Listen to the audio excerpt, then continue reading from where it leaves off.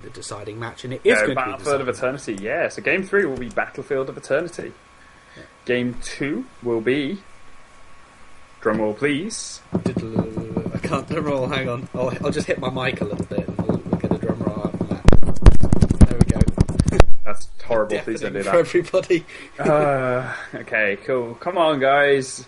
It's not a hard decision. Do you want to play on Dragon Town or do you want to play with spiders? I think Inside Games are going to ban out Dragonshire now because they've just played at Dragonshire. Maybe they don't want to play their game twice in a row. They banned two, so they're playing Dragonshire again. So Game 1 will be Dragonshire, Game 2 will be Tomb of the Spider Queen, and Game 3 will be Battlefield of Eternity. Provided it goes to the Game 3, so that's going to be exciting to see. I do kind of hope we go to Game 3 games, because I want to see Battlefield of Eternity, that's all I can say.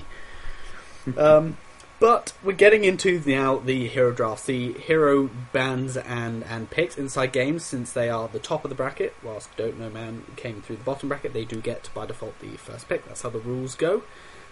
So, just to clear up any confusion there, that is the correct order. So we do seed the winners from the previous week, along with previous winners just towards the top end of towards the top end of the seeding numbers, and so the winner of the previous week will almost always play on the blue side, just because of the first choice there. So we have Inside Games. Ban out Tyrande first. Quite a good, sensible pick. We see a lot of compositions kind of revolve around the Tyrande. Whether they win or lose, their amplify damage plus the follow-up stun is always going to be a nightmare. And the fact that you can throw her in 4 extra damage with start 4, or more likely that extra healing ultimate with Shadowstalk.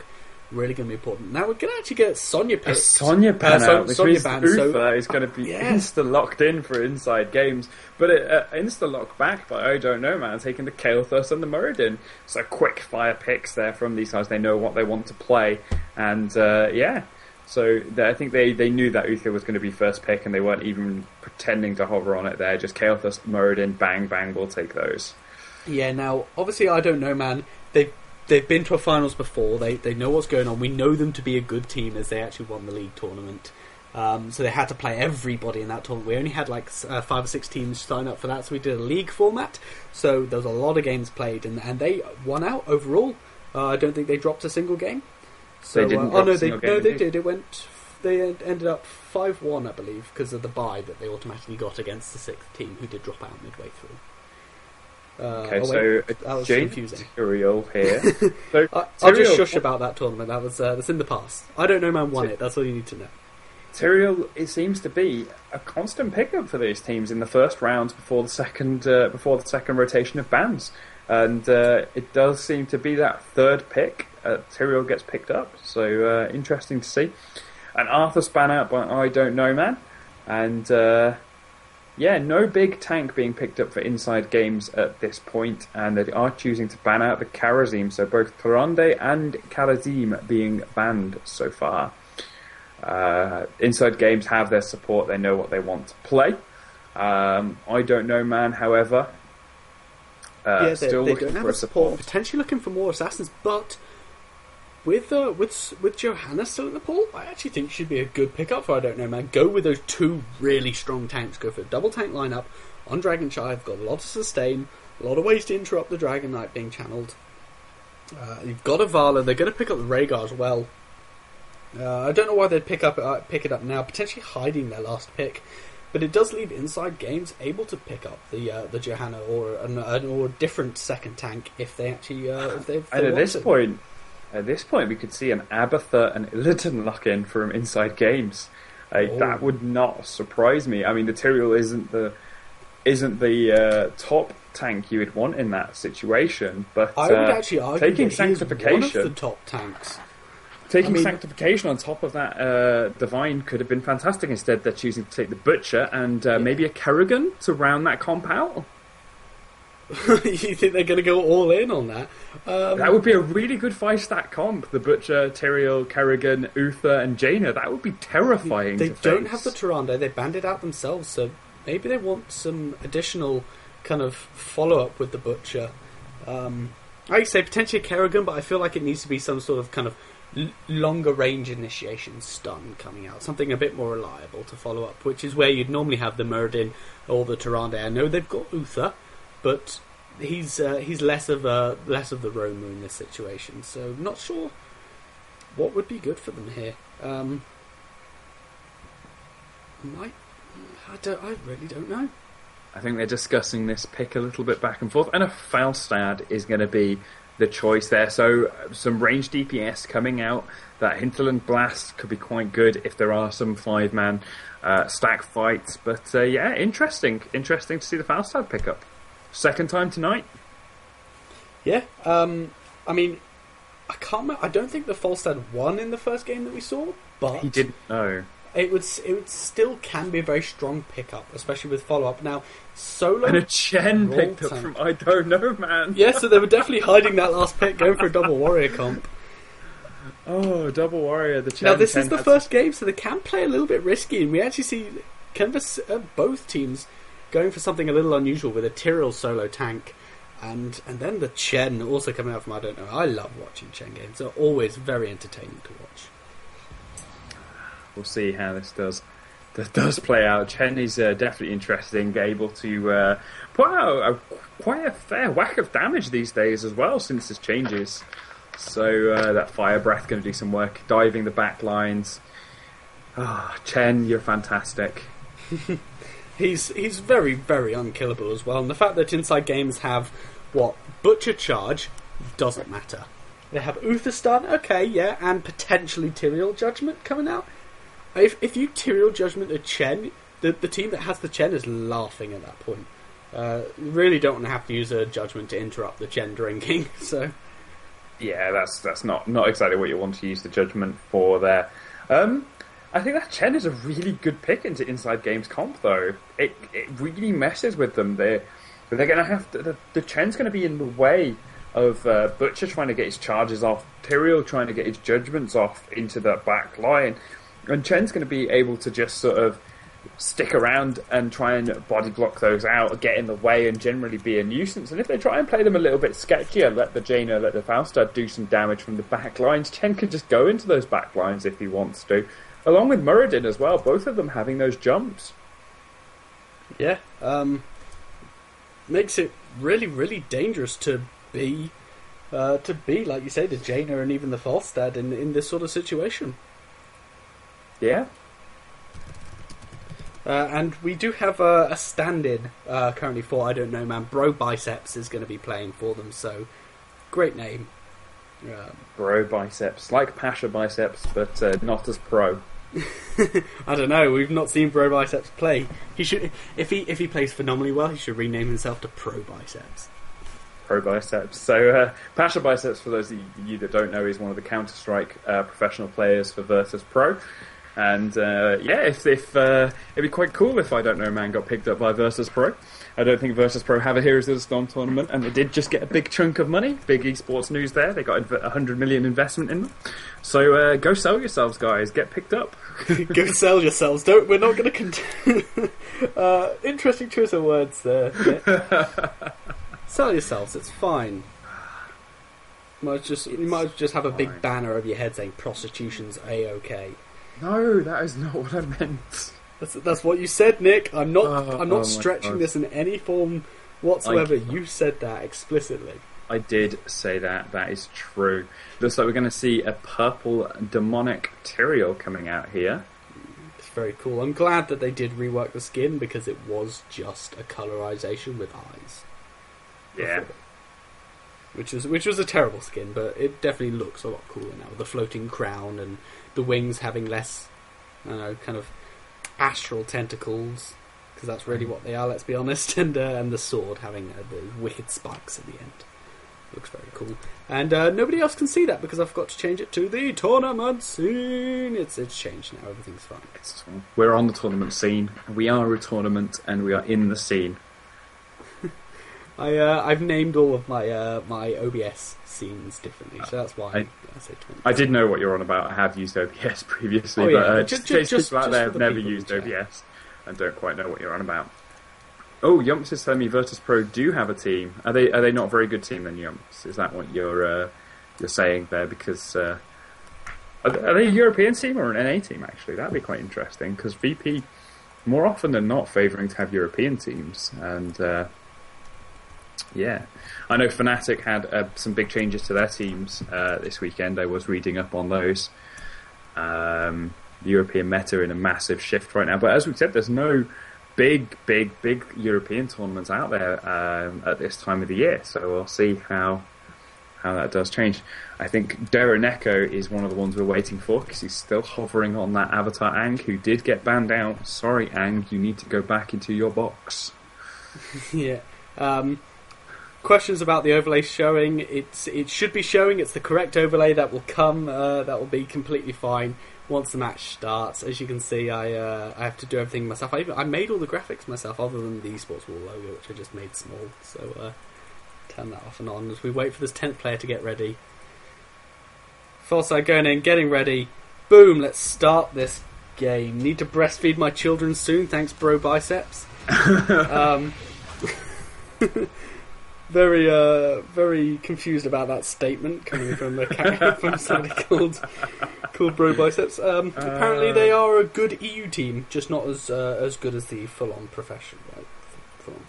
The EU team is an interesting place. Interesting scene is an interesting place right now, and these guys that we do have playing here play off against some of the top EU teams and do beat them.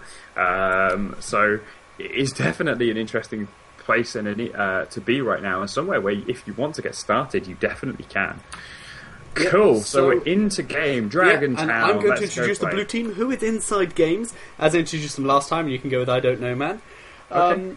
Potentially the favourites in this matchup, I really don't know, because Inside Game played very well last game, and they beat out the people who upset our tournament favourites. So, anyway, getting into this, Inside Games are going to have Darren Echo playing that Falstad, Kexic, the team captain, on the demonic Tyrael Hydax, playing Uther Zargonis on the Jaina. Congratulations for winning the Steam giveaway, by the way, Zargonis, and Thray on that Butcher. And over on the other side for I Don't Know Man, we have Davo rocking the Muradin, we have Curzon on Rhaegar, Komek on Chen, Yunks is playing Vala, and for the first time we're seeing on I Don't Know Man, Bro Biceps is bringing some Kael'thas. Who does need to breastfeed soon, apparently. He's also not allowed to talk for the rest of the game, so we can laugh about that later on. Wow. I just want to point out level 1 talent choices for Inside Games. They're expecting this to go on long. We've got a Regen Master, double Conjurer's Pursuit, and a Seasoned Marksman. So we're all going for stack-based talents here. Yeah, it's definitely interesting to see all those odd things. Over on the other side, there is a Mana Addict and a Regen Master, but the rest of them not going for those. Snacking, I don't think some of them get options to go for snacking. Yeah, I don't think Muradin does. I don't think Rhaegar does. So Vala definitely doesn't. So, you know. Yeah. So actually, people doing what they can. People, prepare for the late game. Well, we can't. So we've got a little bit of a roam squad being formed up here for I Don't Know Man, roaming between that mid and that bot lane and just going back and forth. Oh, Chen did go down. I didn't see that. Yeah, I also missed that too. They had Jaina, Butcher, Falstad. That's a lot of damage coming out from those two ranged assassins. And the Butcher just to initiate with that stun and provide the slows. I mean, Chen not able to get out. Yunks going straight up to the top lane just to make sure there's someone there and soaking that so they don't fall too far behind. The experience and the kill will already have put Inside Games into the lead there. And Komek's coming back here, wanting to fight, like hitting that Butcher as soon as he came into lane. So Thray's going to have to back off and pick up some heals there. I'm actually sure that Bro Biceps there had a little like whoop in the TeamSpeak or whatever chat program they're using, saying, "I wasn't first blood." So good coming out there. Thray taking some damage from the Kael'thas in mid lane as the Butcher moves to soak that, and shrine swapping control as we tend to see on Dragonshire. Teams will rotate out to try and capture the shrines, and then the shrine that they rotated away from will just get captured, and that's something we see a lot, very typically. Yeah, so Dragonshire is going to be trying to pick up by Kavo there. Kezik's just going to throw that sword in and say no and drop down the hallowed ground. Meanwhile, the top shrine is being captured back, so they're not going to lose anything out there.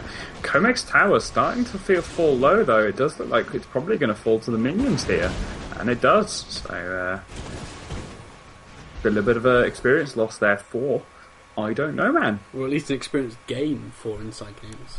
It's true. I don't know, man. Going to go pick up their siege camp now. Going to get a bit of an extra push with them on the bottom lane. And meanwhile, Inside Games looking for, I don't know, man, looking to try and start a fight. Kezek's finding them there, and he's actually going to claim that siege camp for his own as Curzon's forced to run away on that Rhaegar.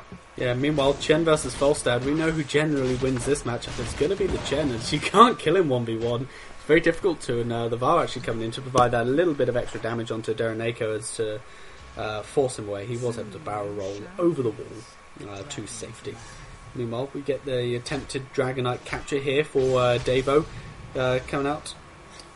I don't know, man. It's going to be interrupted by the shrine taken bottom lane. Oh no, Bicep stopping it from being taken, having a little fight with Uther here, putting a lot of damage down onto Hydrax, and Curzon's coming in with the slow. The extra damage coming from the Valo, who came in with a multi-shot and a hungering arrow to finish the job.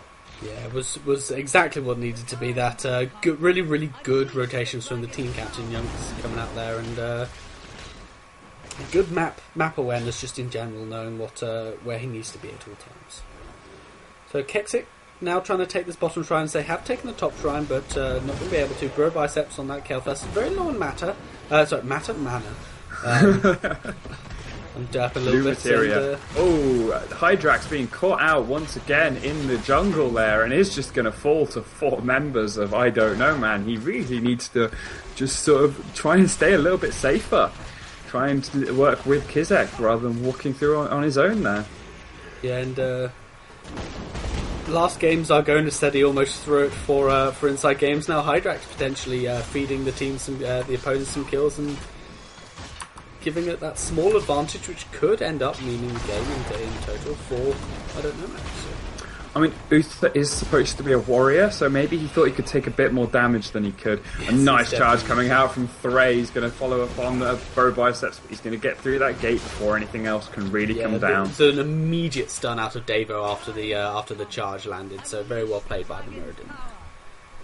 Meanwhile, Chen versus Falstad, again, we all know how this ends. Who wins this? Falstad's putting a bit of damage onto Comec there and forcing Comec away, meaning he's going to be able to take that once shrine back. Once Comec is lower than 50% life, Chen wins that matchup every time. Before that, the Falstad takes him down to 50% life, and then the Chen wins the matchup. That's how it happens. That's how it works. That's how Chen plays. And if you don't know what to talk about, it's because of Brewmaster's balance.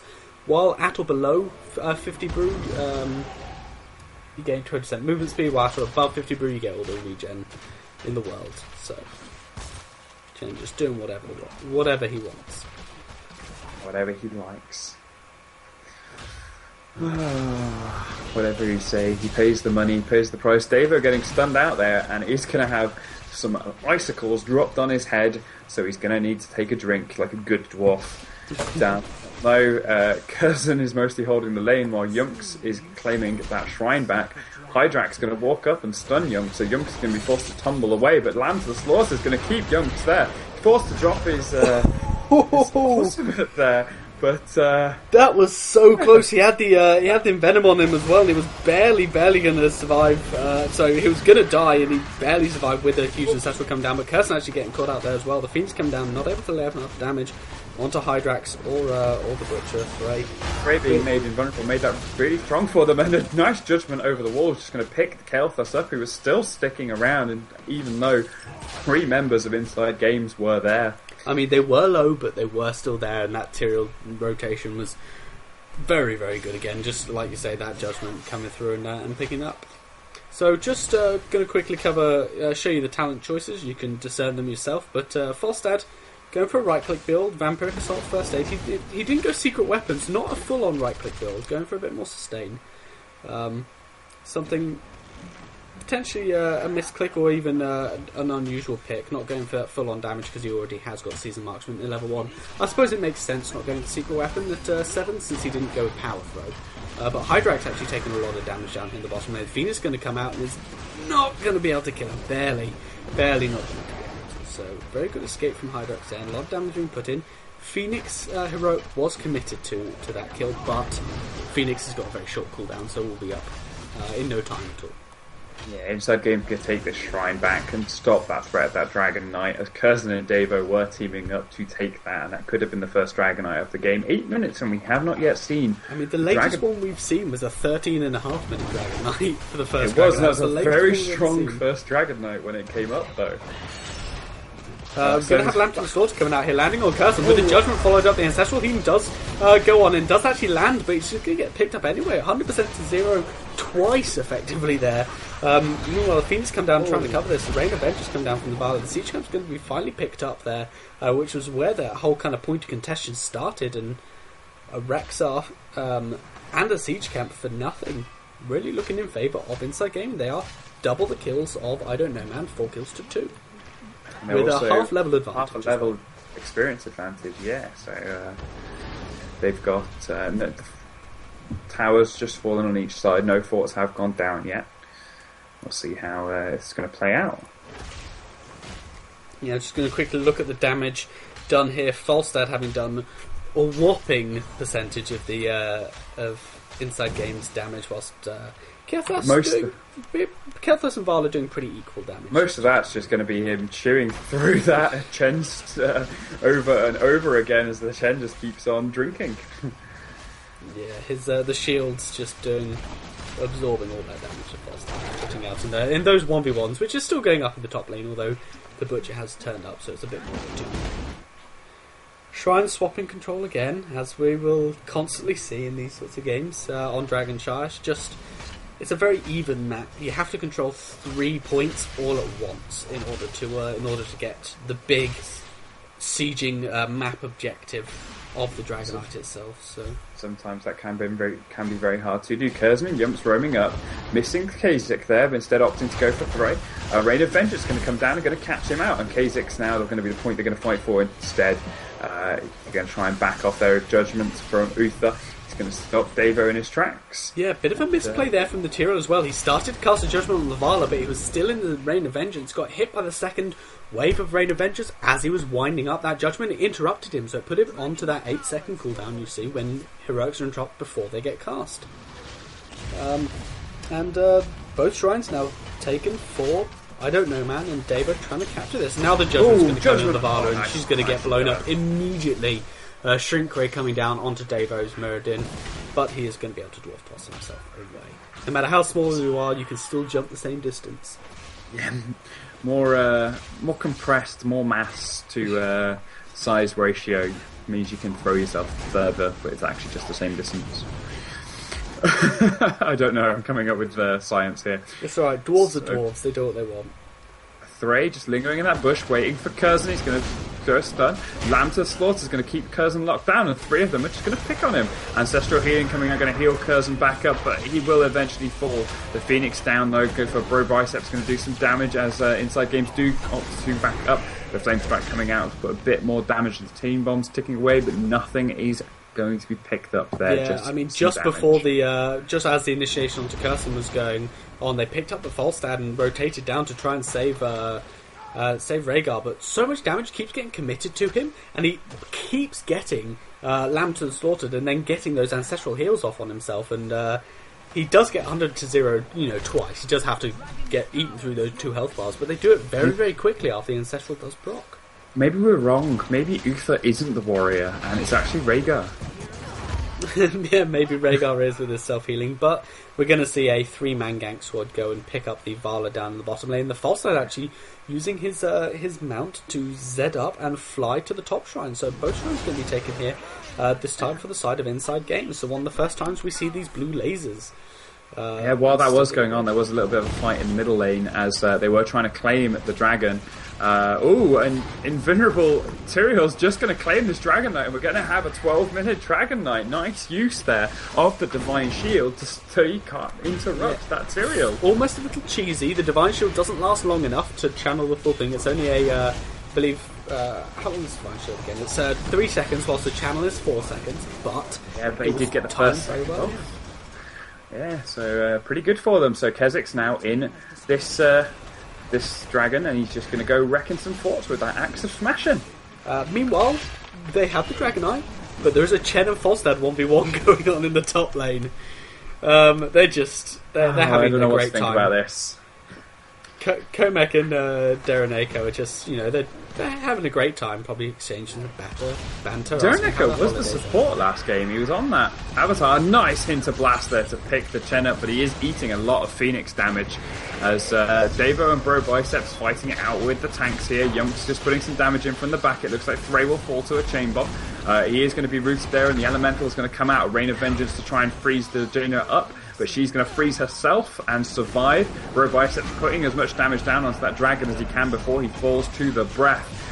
And Muradin is in there now, just trying to work on those squishes in the back line, but he will eventually fall too. Yeah, it's a point blank range judgment from the Teal just to stun out the Abatared up Muradin and to save the Jaina a little bit more. And inside game, pushing through. They got the Dragonite. The slap from the Dragonite was the last hit on the Valadone.